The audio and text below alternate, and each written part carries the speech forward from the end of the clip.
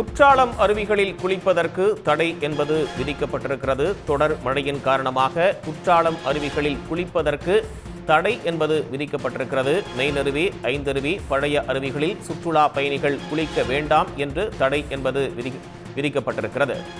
தொடர் மழையின் காரணமாக குற்றால அருவிகளில் நீர்வரத்து என்பது அதிகரித்திருக்கக்கூடிய நிலையில் பக்தர்களின் நலன் கருதி, சுற்றுலா பயணிகளின் நலன் கருதி அருவிகளில் குளிப்பதற்கு தடை என்பது விதிக்கப்பட்டிருக்கிறது. மெயினருவி, ஐந்தருவி, பழைய அருவிகளில் சுற்றுலா பயணிகள் குளிக்க வேண்டாம் என்று வேண்டுகோள் விடுத்து தடை என்பது விதிக்கப்பட்டிருக்கிறது.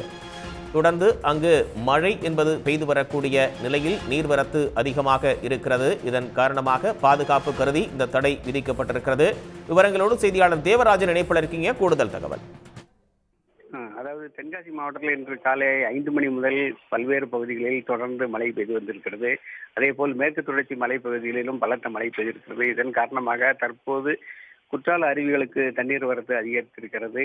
தற்போது சபரிமலை செல்லும் பக்தர்கள் குற்றாலம் வந்து செல்வதால் ஏராளமான ஐயப்ப பக்தர்கள் குற்றாலம் வந்துள்ள நிலையில் முன்னெச்சரிக்கை நடவடிக்கையாக பாதுகாப்பு கருதி மெயினருவி, ஐந்தருவி மற்றும் பழைய குற்றால அருவிகளில் குளிப்பதற்கு தடை விதிக்கப்பட்டிருக்கிறது.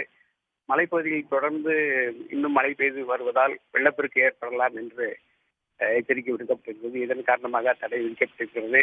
அருவிக்கரைக்கு யாரும் சென்று விடாதபடி கூடுதலாக போலீஸ் பாதுகாப்பும் அங்கு போடப்பட்டுள்ளது. தகவல்களுக்கு நன்றி தேவராஜன். உடனுக்குடன் செய்திகளை தெரிந்து கொள்ள சன் நியூஸ் பெல் ஐகானை கிளிக் பண்ணுங்க.